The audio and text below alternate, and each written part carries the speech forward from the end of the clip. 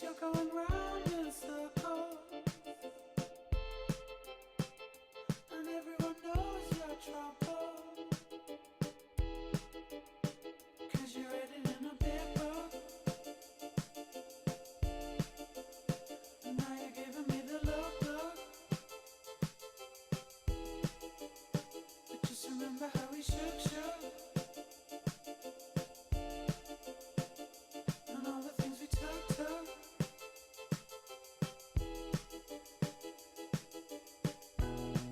This time's the oldest friend of mine.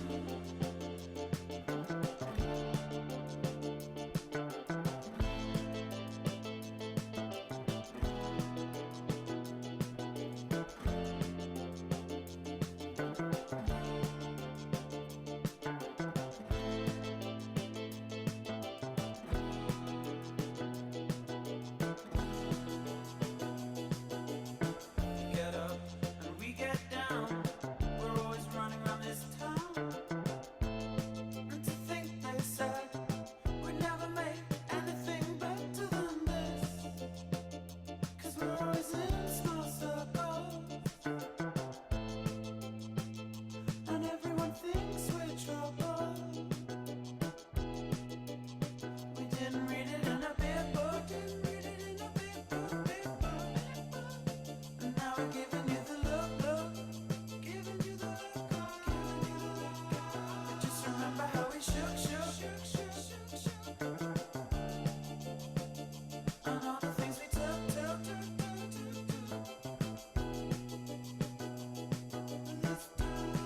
This time's the oldest friend of mine.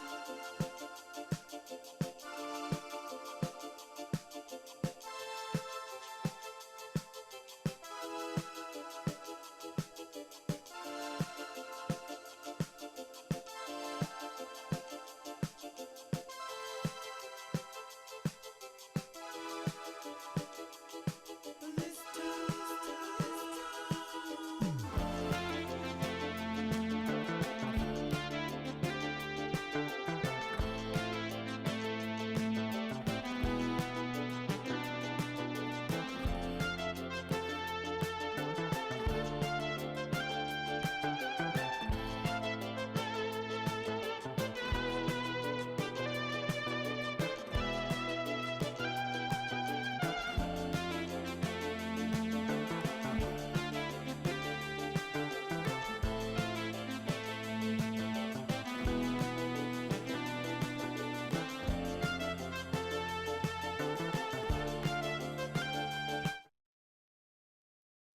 Hello, everyone. A very, very warm welcome to our webinar, What the C-Suite Expects from Resource Management.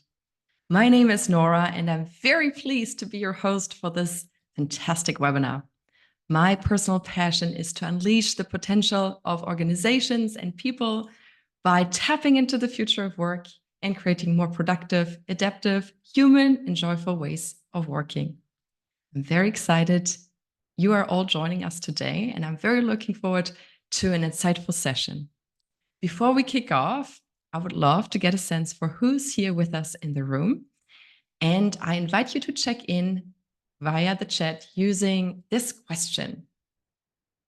What has been inspiring you lately? Feel free to share your answer in the chat and make sure to send it to everyone and not just the panelists.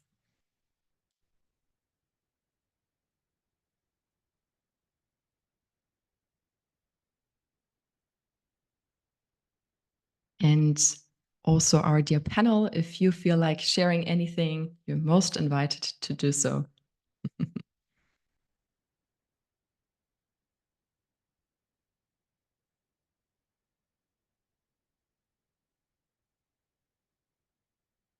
Nice. The first answers are coming in. Continuous improvement. I love that. Ajas.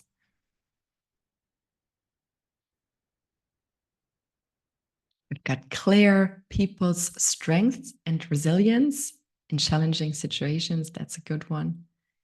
We've got Francis adoption of AI in our work. Definitely, I think, on top of a lot of people's minds.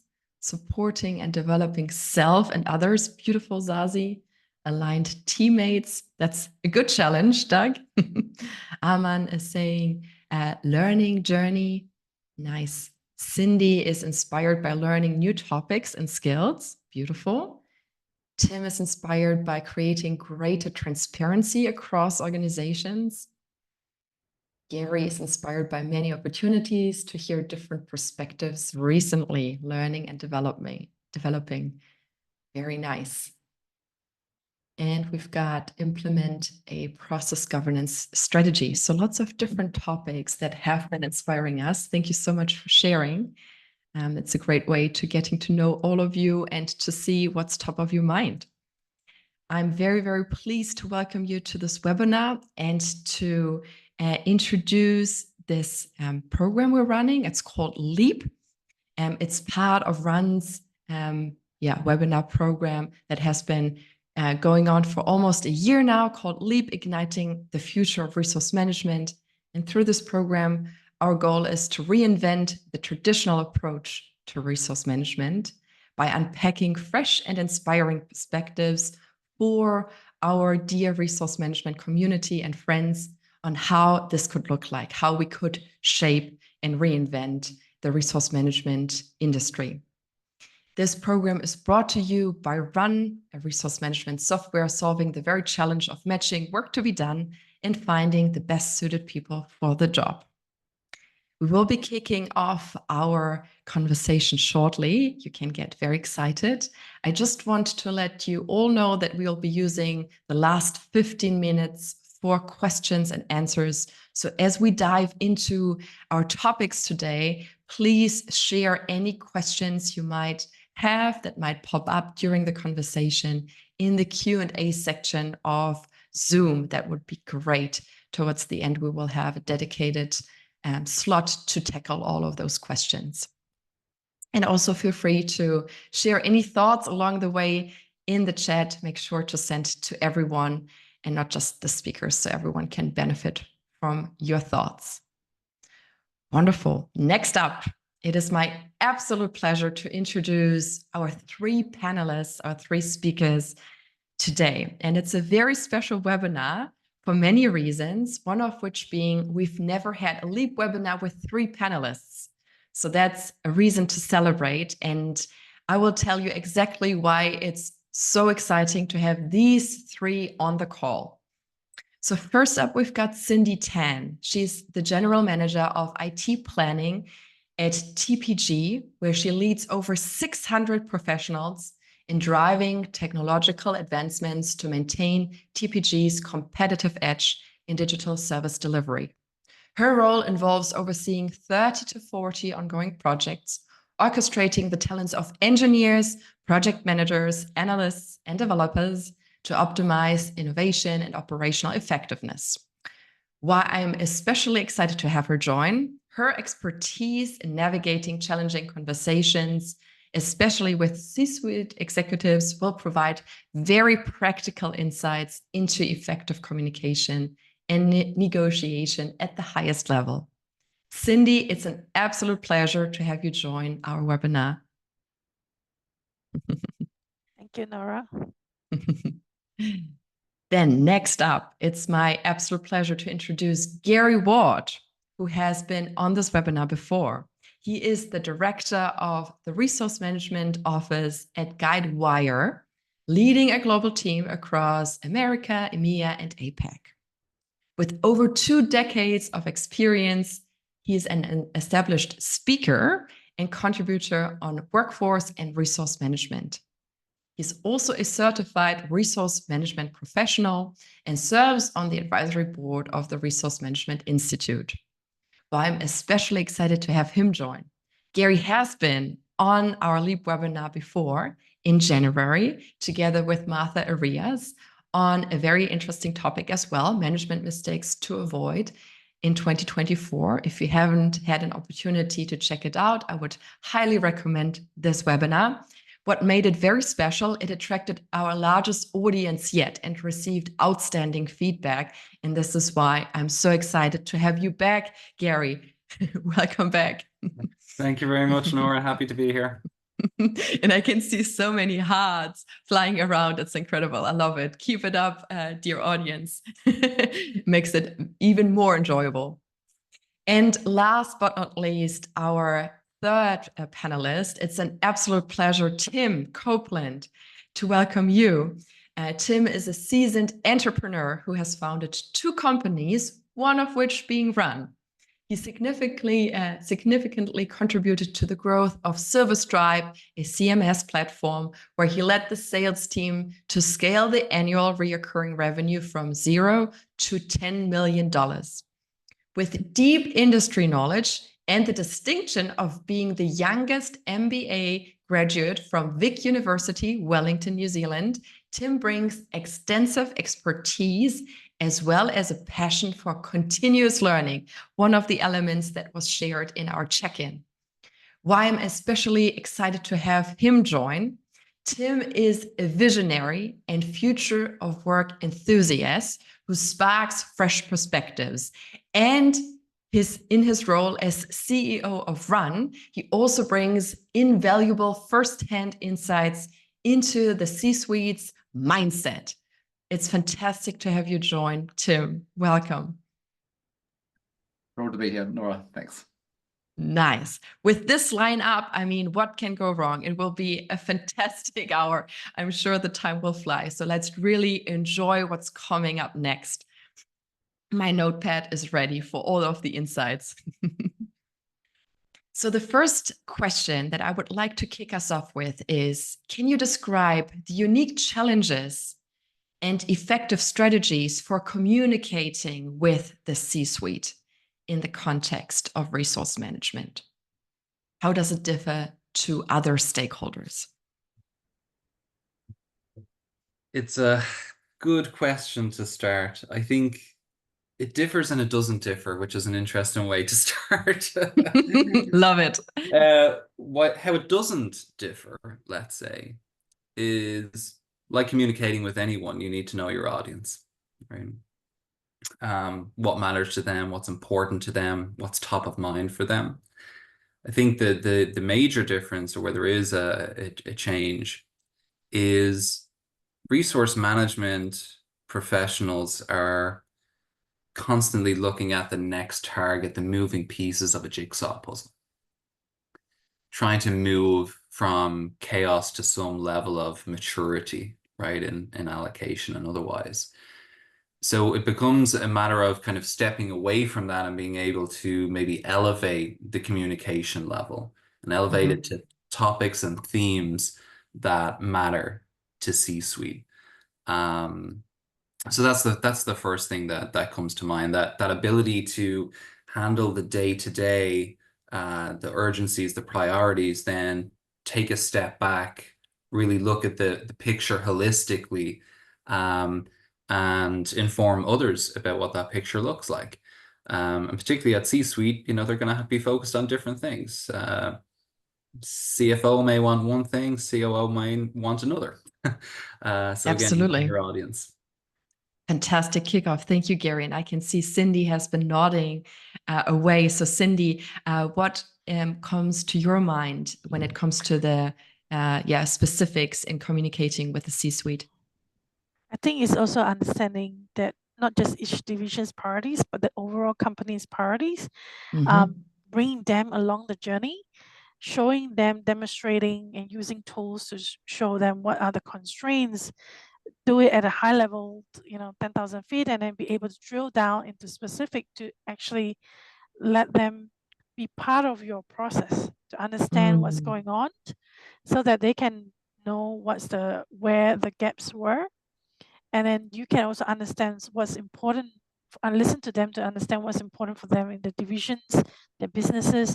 How do you bridge between the different divisions to then come up with something that is good for the company as a whole, not just for one particular division that will win. It's like we have to work together collaboratively. Absolutely. I love that point. And Cindy, to know the company priorities and take the C-suite as, on your way as a resource management professional, do you have some concrete advice recommendations on how this can look like? What helps in that space? We tried a very unique scenario before. Every divisions were competing with resources. What we did was we did an unconstrained view. So we pencil in everybody's resource demand and put in our supply and demonstrate that the gap, you need to hire 200 people in 2 months, which is not realistic, right? And then sit down and discuss with them what is the realistic parameters, attributes, assumptions that we need to make. So bring them along the journey to explain that and get their input, because they will be the one giving you the blank check to go and hire. So then when using that information, we then model different scenarios and then get the acceptance. And then what we do then, trade horse between two competing priorities. As a resource management person, we don't participate in the trading horse, we facilitate. Let the two divisions talk to each other, and then both of them explaining their benefits to each other, and you be like the neutral ground, and until they can come to a more agreeing who should come first, and then we all win. In the past, we do it differently. We always, tell somebody, no, you can't do it. I have to do something else. Then you become the person that is actually blocking the request and demand. So instead of doing that, we just facilitate the conversation and let them decide. And then we take the input and then redo it, the scenario again, and then to pencil in what we could achieve. Love it. So the role of the resource manager changes from someone who maybe tells departments what they can and can't do given the limited resources, to a facilitator who helps the two departments have a conversation, a productive, effective conversation, and find a solution themselves. You become the solution enabler. Very nice. Thank you so much for that very concrete example, Cindy. Super inspiring to hear. Tim, I would also love to get your perspective. You are a CEO. You have been in, many high positions, senior positions. So when it comes to communication, what is important from your perspective? What does the C-suite look for when someone approaches them with anything? Yeah, I think it's really interesting. Like one of the challenges of the C-suite is that the C-suite, just as Gary's have touched on, they all care about quite different things. So what the CFO cares about is very different to what the heads of delivery cares about, which is very different to what the HR department cares about. So you've got to appreciate sort of what it is that they care about. But probably also building on Cindy's point, the concept of facilitation between them all is really important, because the bit of data that the resource management function has, which nobody else really does have in the organization, is that view on, in a very good view, on the capacity that the workforce actually has inside it, and the demand of all the initiatives. And all of those things are interrelated. So the initiatives that the C-suite wants to get pushed through, there's always going to be more work that the C-suite wants than what's realistic. It's just sort of every organization is the same in that regard. But in terms of sort of how you communicate back up with the C-suite, what you want to be able to do is have a pragmatic conversation about, if you want to do these initiatives in this particular sequencing, we're going to need these particular skills, and this is the existing workforce that we've got, and be able to very, very quickly sort of understand what are the gaps in your current capacity, and then that triggers off hiring conversations, it triggers off so financial forecasting models, and they also everything that the individual functions of the C-suite represent, they will care about the effect of the resource management function. So I think that the idea of being this master facilitator to helping people understand what the constraints are of the organization, I think that's a really important one, because once you've got that information, then you can make much more intelligent conversations. And I think where I've seen it, in absence of having that sort of shared view of what your supply and demand is essentially it's the loudest voice in the room wins. And that's never a good way for building a healthy company for one.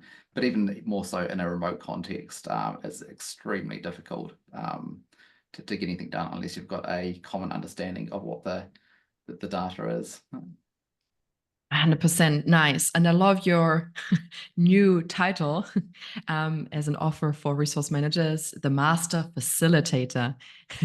And what I heard you and Cindy point out very nicely is to really make things transparent, right? And show, given the current assumptions that we hold on the plans in the pipeline and our resources, this is what will happen, and to model different scenarios if we change those assumptions and get the C-suite's input on how can we play around with those variables and assumptions for a scenario to play out in a way that feels good in regards to the overall company priorities. Awesome. Thank you so much for a great kickoff. Now, I would love to have a look at the title of our webinar. So we're here to talk about what the C-suite expects from resource management. So my next question is around which goals does the C-suite set for you?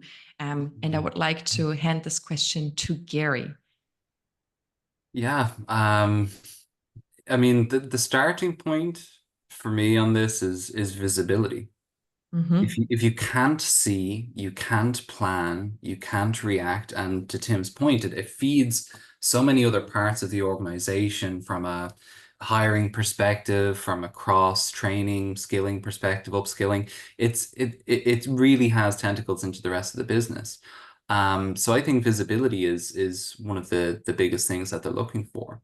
And that's a target and a goal that's set. Can we see our pipeline? Can we see our capacity? Do we know where everyone is today and what they're working on and what pockets of time may still be available? This equally helps with employee engagement and retention, because it's not just about who has some availability, because we tend to lean on that side, right? Because like, I have work coming in, I might be able to make something work here creatively.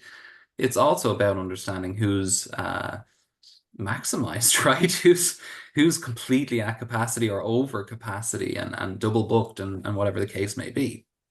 Because obviously that begins to affect your talent and your retention, right? You don't want to have, and look, it's important because in a lot of organizations, your best people leave first because they're the ones that are tapped on the shoulder. You worked on my project before. You're great. Let me get you involved here. Let me get you involved there. And because that's a compliment, you don't tend to say no, right?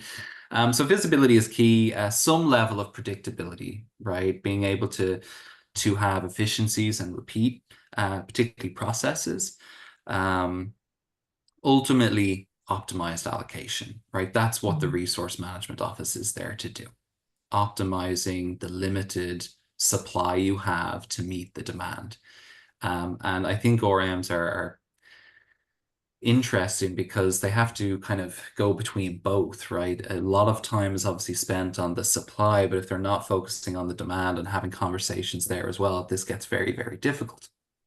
Because, again, opportunities are out there. There's multiple customer efforts, multiple internal initiatives and efforts going on. A lot of work to be done. One of the pieces of the puzzle that tends to be missing is prioritizing that demand. Nice. It's the piece that people miss. And it tends to come after the fact when there's already some sort of challenge or you're in a pinch. So now you're back in that frame of reacting rather than being as proactive as you possibly can be. I love that. Yeah. Awesome. Thank you so much for sharing some of the goals in your world: visibility, predictability, optimized allocation, prioritization, with the goal of being as proactive as possible. And Cindy, I would like to ask you, what would you like to add? Which goals do you think are important for resource managers? I do think visibility is important, but not just on resource management, because at the end of the day, you do sequencing, what that sequence impact the business, financial flow, change management impact as a whole. In some organizations, resource management is only used in technology divisions because they think once you add more people in technology, you can solve all the problem. But then after you have sequenced it, then you can see other gaps in divisions like legal. You might not have enough lawyers to do certain projects. You might not have enough change managers. Your front lines cannot cope with the amount of change that is going in. So the resource management team plays more than just resource management for a particular function. It just actually provide the information to the C-suite on how does it impact the front line, the back office, every parts of the business. How can they use this information to make good decisions? And also for the C-suite to look at the sequencing and then see what are the important discussion they should have at the C-level. Right? They can then use the information and just discuss on what matters the most to them. Yes. Rather than just every single topic you escalate every other time, and then they will get crowded with all the noise. Yeah, I love that. I would love to double click on that, Cindy. While we were preparing for this webinar, what we have worked out very nicely was that the resource management office and the professionals in the space have a very unique position inside the organization because all the other departments are working in their silos, whereas the resource manager has the unique opportunity to understand holistically what's happening, to tap into all the different data sources and really understand what is happening in all parts of the organization. And as a result, has the opportunity to create synergies. So that's extremely exciting. And when I listen to you now, elaborate on the goals and what's important, it makes me almost feel like the resource manager is almost like the best friend of a C-suite, right? Because they're really there to help them maximize the resources according to their priorities that they have set. They can be a key partner in helping achieve that. So I feel like that's very uplifting in the power and the role of a resource manager inside a company. Tim, is there something you would like to add in the space? Or otherwise, my next question would be around strategies. What strategies would you recommend for resource management professionals to effectively communicate their value to the C-suite? I'll just share a quick story, sort of building on one of Gary's points as well around around burnout and how it's often missed as well. So when we're sort of looking at sort of new customers in particular, looking at their maturity stages of coming on board, generally where most organizations start is that they've got sort of spreadsheets or sort of they're in quite a decentralized fashion. And when you move into a sort of centralized tool, that's the time where you sort of see that you've got the same resource which has been booked by 3 different project managers, and that's like one of those really clear signals of like there's obviously burnout which is going to happen here, and the burden of sort of pointing out the fact that they've been triple booked falls on the individual contributor. And I think that's one of the very quick things that you can resolve when you do start centralizing the resource management function as well, and sort of looking at it as a more of a sort of holistic a function which does span across not just individual projects, but across the entirety of the organization.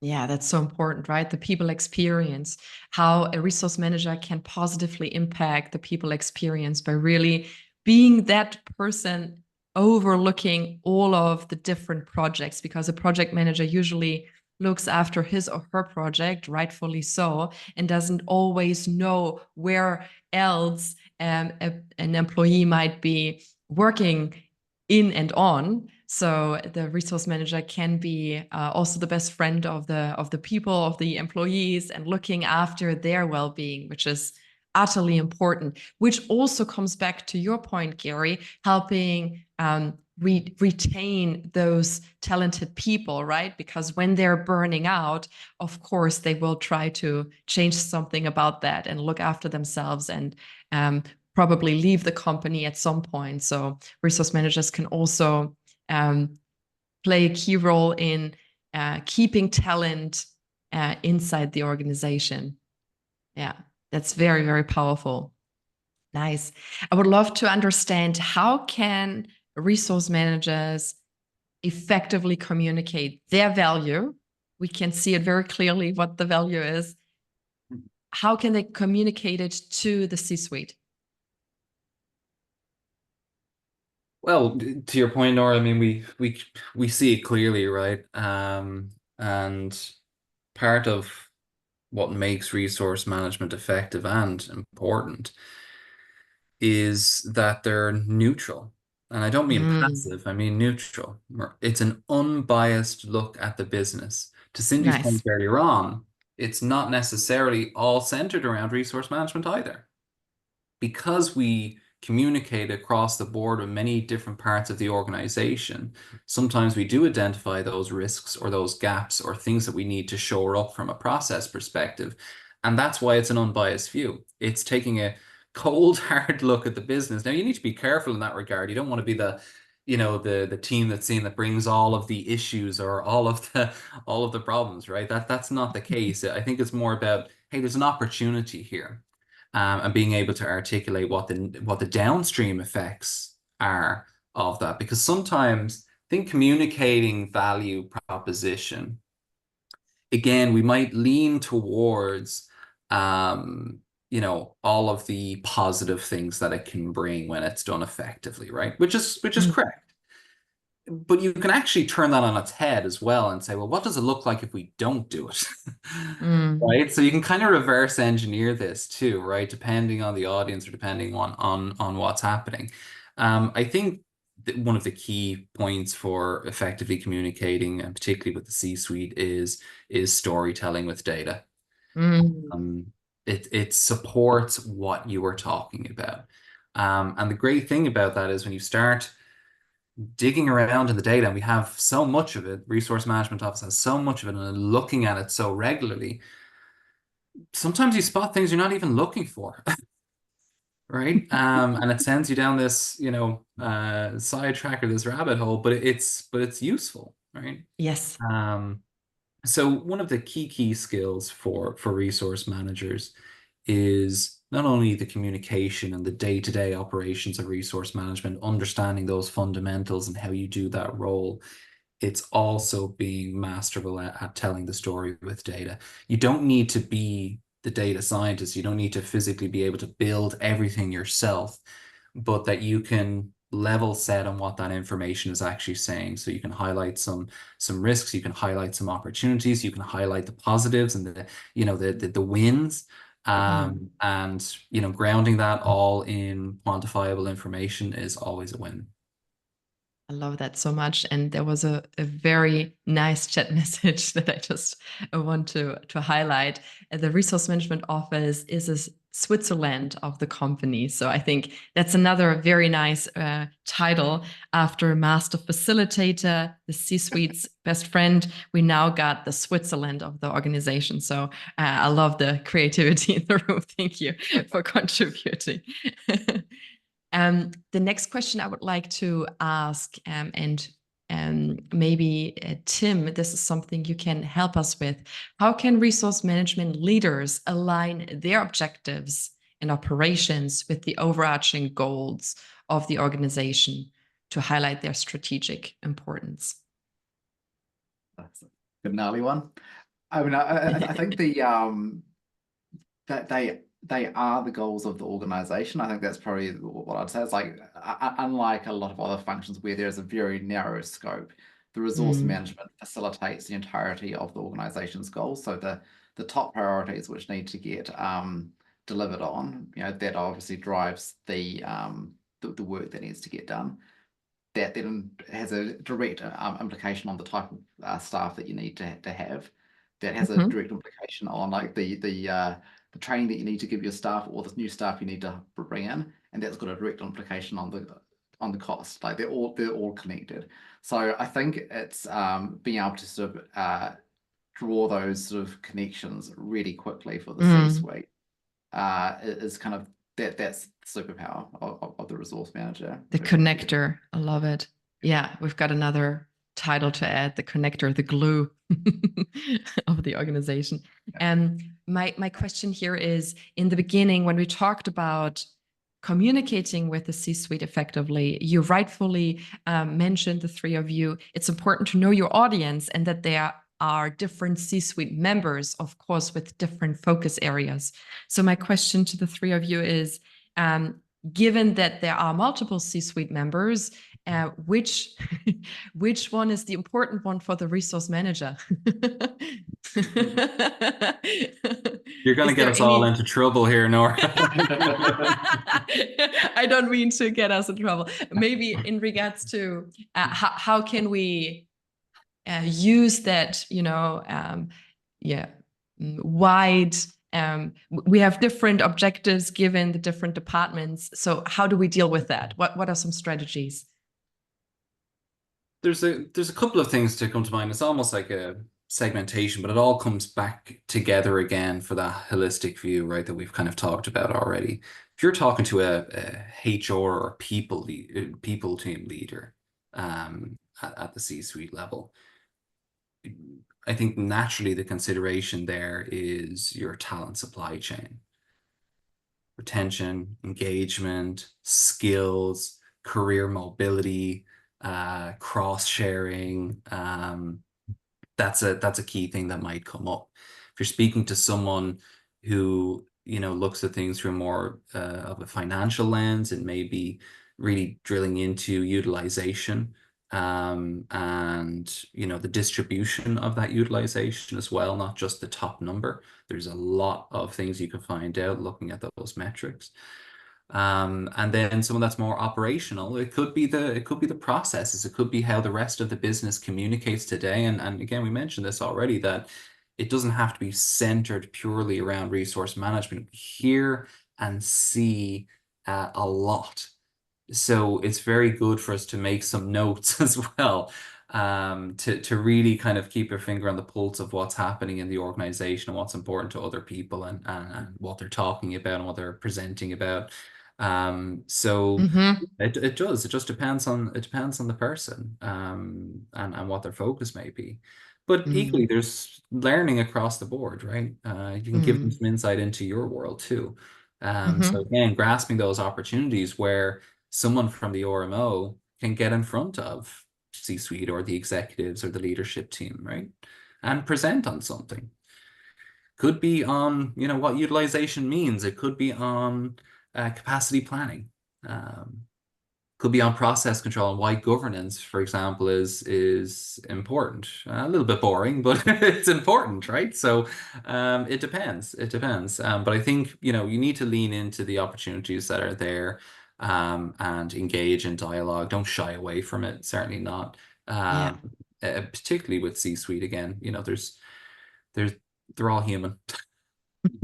It's an important message. And maybe just something that comes into my mind is, as a resource manager, check where you already have a friendly, someone like a sponsor in the C-suite, right? And that might be able to provide some focus in regards to your prioritization and communication. Yeah. I will mention, if there is, and this has come up more recently, not at the company, but just talking to other organizations, if there's a detractor or a skeptic, whatever word you want to use around resource management, particularly during an early build, someone was talking about this, just a more recent example, and like, oh, this could be tricky. How are we going to? And the reality is, this was the person that kept showing up, though. Throughout all the meetings, they had an opinion on all the topics. They were very, very engaged. I was like, you don't need to worry about that so much then. It's the people that aren't showing up, right? The people that aren't engaging that are important to try and reach. And maybe we can come back to Cindy's point earlier. A very effective way to get engagement is to actually ask for their input and their advice, right? I think that's a very effective stakeholder buy-in mechanism. Cindy, is there anything you would like to add in regards to stakeholder engagement and buy-in? I think resource management, they have a lot of information, and if they use it correctly to the right audience in the right C-suite, you can actually facilitate and create a lot of different dialogues. What you forget to know is that if, in some organization, when they have a competitive market, they need to react to the changes in the market. Who can the C-suite come? Because you already built the trust with the transparency of your workforce and resource capacity. They can come to you and then they say, well, I need to react and then to change these things and roll something out. You can explain what's feasible, what's not feasible, when it's the right timeline, where were the constraints, preempt, predict, and then in that manner, there you are like an advisor to the C-suite, but and not touching your workforce. So you don't have to bring the whole workforce along with you to make this sort of scenario planning in terms of reaction to the market. They bring you along. They say, what if this happened? You can quickly, like what Gary said, repeat the process and simulate another sequence out, and then they can think about how they react to market, and then have this advisory discussion to the C-suite. While the others are still working through the initiatives, right? You're not disturbing and not stop-start. So that is a very powerful thing that the resource management team can do for the C-levels. And very often, if we don't forget about that and we're just reporting on, availability trends and all that, we're missing out, the key piece for the business. Yeah, very good points. Yep. Yeah, no, it's a superb point actually as well. I mean, if I can butt in, Please do. Add to it. It's I think that's again one of the superpowers of sort of the resource manager, is that the ability to sort of do that what if scenario analysis very very rapidly, and with awareness of all of the knock-on effects. Because I think one of the things which does happen frequently is that somebody in the leadership team has a brilliant idea, or something has happened in the market which is going to sort of require a particular change to happen, and something is now the number one priority. Then the question is like, well, what are all the knock-on consequences going to be? And if you've got to communicate, hey, this is our number one priority. If you don't communicate, this is our new plan, and we're aware that we're going to have all of these sort of downstream impacts. If you don't sort of front up with that awareness at the outset, you're not going to get buy-in, because the initial reaction of everybody is going to be pushback. So you want to make sure that you're able to capture that fast. So I think in that regard as well, that's one of the things where the resource management function can be the very most strategic sort of advisors to the C-suite, that they can help them with that analysis and do it fast. Yeah, fantastic. I love it. Thank you very much for the addition, Tim. We are slowly but surely coming to the end of the interview. So dear audience, please jump into the Q&A section of Zoom webinar, capture your questions. And as we're wrapping up, I have one final question to the three of you. It's about sharing your advice. What advice would you give to resource managers who want to better understand and meet C-suite expectations? Most companies have town halls, company meetings. I register, and most people are aware of this. Everybody's busy. RM is a notoriously busy space. Prioritize that stuff. Take the time out and plug yourself into the organization. RM is someone, we touched on this slightly but didn't quite go there. RM is the antidote to silos. But what you don't want to have happen is that the RMO or the resource manager ends up in their own silo, in some level of vacuum, separated from the organization. It does not work. So the first bit of advice: join those meetings, listen to what the C-suite are talking about, listen to what your counterparts are talking about. It will clue you in to what's top of mind for them. And it means any messaging, any communication, anything you see, even in the data points we were talking about earlier, you now have a way in to that communication. Really, really, really important. The other piece is don't be afraid to engage. Have a conversation when you can have a conversation. I do believe every RM should be ready to deliver their elevator pitch, right? With a C-suite executive, and quite literally, right? Get into the elevator. You've got 2 minutes, a minute and a half, maybe. What do you do? What do you do? And how an RM articulates that is really, really important, actually. Very, very important, because we talked about being master facilitators, right? We talked about having a seat at the table previously, influencing, being a strategic partner. How can you do that if you're not seen in that light, right? And a lot of that is, even when you have the value proposition, you need to be delivering on that value proposition too. You need to be able to stand behind it, right?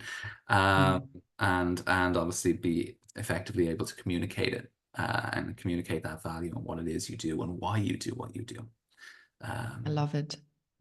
And Gary, I know you mentioned this in the prep, so maybe could you share the listening tour, the idea of the listening tour and how it's useful in your world? Yeah, look, so I mean, it's like the discovery phase of a project, right? We hear this all the time. There is this discovery phase, there's a lot going on. A listening tour of any description, with whether it's executives or whether it's different arms of the business, whether it's on delivery and then HR, no one is going to say no to that, right? When you proactively reach out and you're, humble in that reach out, hey, I'm just trying to figure out what's happening in your space and, get more connected in the business and understand, what the priorities are for you right now, what's concerning you right now. No one says no to that. So So powerful. some level of listening tour is good. And I will say again, because you don't want RM stuck in a silo, it's important to do that on a regular basis. We can't Yes. fall victim to, resting back and saying, right, we know the job, we know what we need to do, and it's very busy and there's multiple priorities.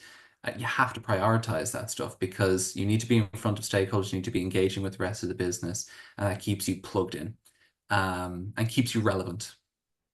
Nice. Yeah, it goes in both ways, right? Yeah. Awesome. Thank you so much, Gary. I love that advice of listening, and also don't be afraid to engage and be very clear on your elevator pitch. I think this is a very concrete advice to take. After the webinar, I will create my elevator pitch. So when I get into that elevator, I'm ready to pitch. Nice. Cindy, can I ask you to go next? What's your piece of advice for resource managers who want to better understand and meet C-suite expectations? I think is to be curious in many things, right? Be curious about what the business is doing. Be curious about the data that you have. Be curious, it's like engagement. Be curious and ask the resource managers, the line managers, the C-suite, different levels, what their challenges were. Show empathy. And then use the data and this different engagement conversation to connect the dots and see where we can optimize, what is a constraint, what's happening. There might be delays happening somewhere. What is the root cause? So you curiously, engage people and then understand what's going on. That curious mindset will bring everything together. Nice. And then you can then bring that to the C-suite on behalf of the people that you are, scheduling or sequencing. Share that peace of mind to the C levels and show your empathy to the people that you're working with. Awesome. Curiosity. I love it. Thank you so much, Cindy. And Tim, what's your piece of advice to everyone listening? That's I'd give two bits of advice. So one, maybe just building on what I've got Gary's comments again, is make sure that you've got a completeness of the data in the system, because if you don't own that, it's unlikely to get owned by other people. So a lot of the times things will happen with or without the resource management function, but you need to get it into the system so that it's part of the model. But once it's in the model and you've got a good view of what's happening, then the second bit of advice is to be proactive about informing people of the insights that you see. So it might be that there's a particular gap with a particular skill set, which maybe you want to in a professional services context, you want to tell your sales staff about, because they might be able to find work which would fit it. or there might be a particular type of skill where you've got a constant demand for a particular type of skill and you're using contractors at the moment, where maybe it'd be more efficient to bring in full-time employees or start training your staff in this particular skill. So I think if you're paying attention to that data and the data is accurate as well, then you're able to sort of surface it. And this is when you become, so your role is elevated in the organization. You're no longer just a operational sort of function. You're an advisor to the business, because you're coming to the business with the insights and the advice on what you're seeing. And I think that's a really powerful and very valuable position to be in for any organization. Very, very nice. Thank you, all three of you, very, very much. And I see that there are some questions coming in, which is awesome. Please feel free to add them. Even if we don't have time in this live webinar, we have a dedicated slot. The three of us, the four of us will meet and record any remaining questions for you, and we'll send them to you. So it's very worthwhile to ask them, even though we might not have enough time right now in this 1 hour slot. And also feel free to upvote the questions that you find most interesting to be answered in the live session. I will kick us off with a question from Aman. What are the common blind spots in resource management? Who wants to take this one? Common blind spots. What can we pay attention to? Where can we shed some light? There's many pitfalls, but I'm not sure if that's the exact same thing as blind spots. So if I'm gonna take this quite literally, I think a common blind spot for resource management is kind of what we were mentioning earlier on. Particularly when you're building an RMO, when it's early phases, there's so much information, everything becomes kind of visible as soon as possible. And we start leaning into our value proposition, delivering that strategic value, highlighting risks and opportunities, building processes, supporting good data governance, to Tim's point, right? Doing all of this stuff. That once that's up and running, a blind spot can be that we don't go back and look at ourselves. Right? Mm-hmm. It's incredibly important that resource managers and resource management continues to learn from the rest of the business. And that equally feeds into both personal and professional development. You may be certified to work in the resource management space, but maybe you need to see PM certification. Maybe you need to have a look at those analysis skills we were talking about and getting comfortable with data. So we need to continue to upskill and develop ourselves, and also look at our own internal processes. When you build it and you think it's effective, it might not always be effective. And what I mean by that is sometimes processes need tweaks. Sometimes they need dramatic changes, because organizations consistently change, which means, again, RMO can't stay in a very static position. It has to be dynamic. It has to ebb and flow and move with the business as well. So I'd suggest that we're so very used to, and particularly in analyzing and looking at things, we're looking at the business stepping outside. We also need to look at ourselves internally, right? Nice. I love that. Thank you, Gary. Any additions from the team?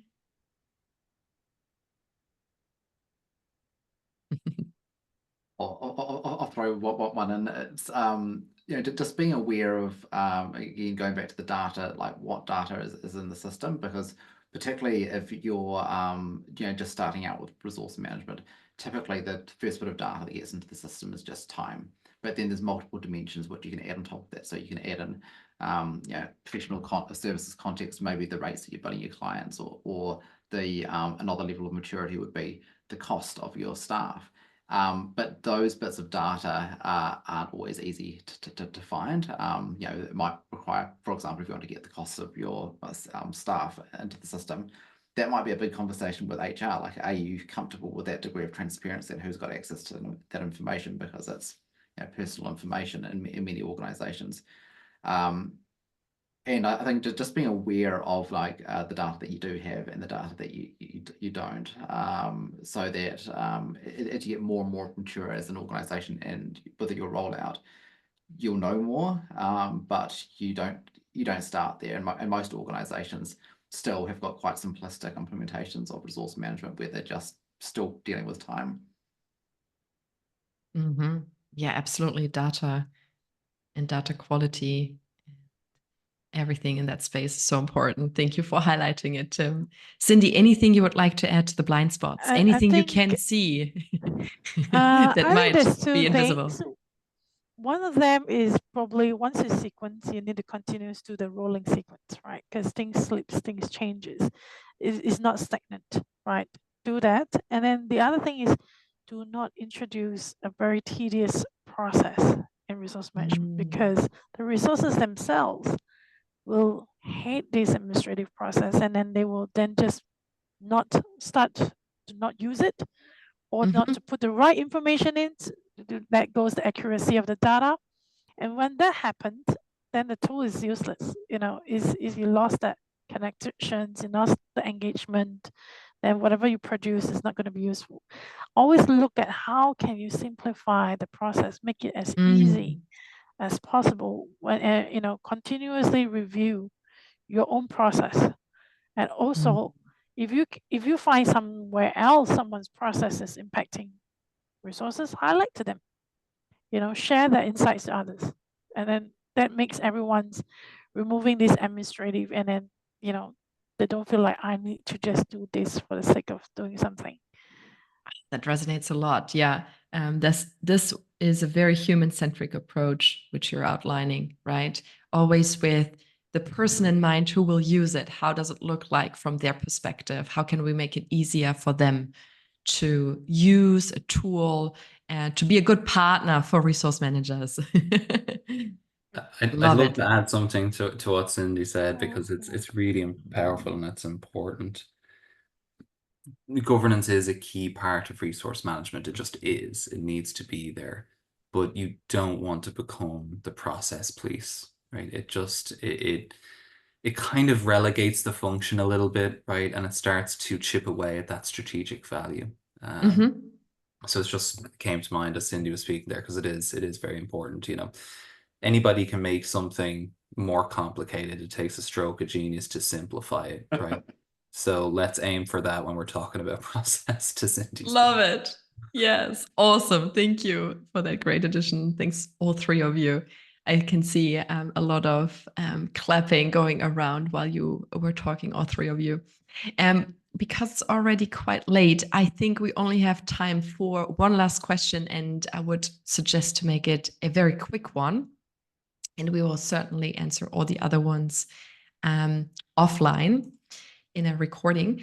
And I would like to pick Doug's question. What are strong signals the resource management office, the resource managers, and the C-suite are operating in sync? What are strong signals resource managers and the C-suite are operating in sync? Who wants to take this one? I think for me is where there is less escalations or unnecessary escalations, right? And that when the C-level can discuss what really matters, that shows a very strong, signals that they're in sync. They're not discussing nitty-gritty, tiny things in the meetings anymore. That shows, I think that's the key. Yeah, nice. Discussing on the strategic level and less escalations. Very two concrete signals. Are you sensing any other signals, Gary and Tim? Yeah, look, what Cindy said is absolutely spot on. Absolutely spot on. It's a great indicator of if ORM and the C-suite are operating in sync. Look, I think we're meant to be following the road, right? Not climbing the signpost. So to me, part of what comes to mind around these two things being in sync are how much demand is ORM in? And I don't mean the demand that you deal with in the projects, right? I mean how often are you being hit up for the data, right? How much pressure are you under? And it's a kind of counterintuitive, right? But how much pressure are you under to deliver some of these things and make sure that the organization is informed? I think that's a really good sign as well. I would be more concerned about what happens in the rooms that you're not in than the ones that you are in. If you're in more of them, things are going well. It means it has a seat at the table and you're able to represent what's happening in the resource management space because, as we've mentioned in the value proposition, it's very, very consequential for the business in multiple different ways, from sales to talent supply and engagement and retention, to operating efficiently to your customer satisfaction scores. It's everywhere. So yeah. Love it. So we're taking away being in demand, and how many seats on the table you've got. Wonderful. Thank you, Gary. And Tim, what would you like to add in terms of signals? I think there's probably two that I could think of. Like one would be the data that you've got on the organization. Does the C-suite depend on it or not? Like, is it just being used and consumed lower down in the organization? But if the type of reporting that you're able to produce, it's insights onto the workforce composition, insights into the demands of projects, insights to the variance of how things are tracking. If that data is coming from the resource management function, then you're obviously sort of valued by the C-suite. The other one would be is that when big change happens, are you involved in that process or not? So typically it's one of two things. If there's a large restructure which needs to happen, or if there's a large new initiative which requires things to be redeployed, resources to be redeployed, if you're involved in that conversation, then you're sort of really at the top of the food chain in terms of just the value and the importance within the organization. Yeah, fantastic. Oh, I love it. Thank you very much for these two great additions. Does the C-suite depend on your data? If yes, that's a good sign. It's being used in a strategic way. And are you involved in big changes? Cool. Awesome. Thanks to the three of you so much. What an incredible session. I'm a bit sad it's already over. Luckily, there's a recording. I can watch our recording. And I'm very, very excited to have the opportunity to catch up with you and to dig into the remaining questions, which we will record and send to everyone. So, Gary, Tim, Cindy, thank you so, so much for your time and for being so generous and sharing your brilliant ideas and perspectives with us, with our resource management friends and family. Thank you for being with us today. It's been an absolute pleasure. Thank you, Nora. Thank you, Nora. As a last point, I just would love to mention that we will have our next webinar happening next month in July. We have a very, very cool topic. It's a very interesting one. We will talk about the gig economy in resource management. How are organizations and how is the market changing, and what are the implications for resource managers? Please keep your eyes peeled for this next one. Follow us on LinkedIn, and to check us out. I would love to hear from all of you. What are you taking away from the session? What has been especially valuable? What are some of the things you might take away and try out in your organization? I'm super curious to hear. It might be to change your title on LinkedIn to become a master facilitator, C-suite best friend, the glue, or Switzerland of the company. Thank you all very, very much, and have a fantastic rest of your day. Thanks, Nora. Thank you.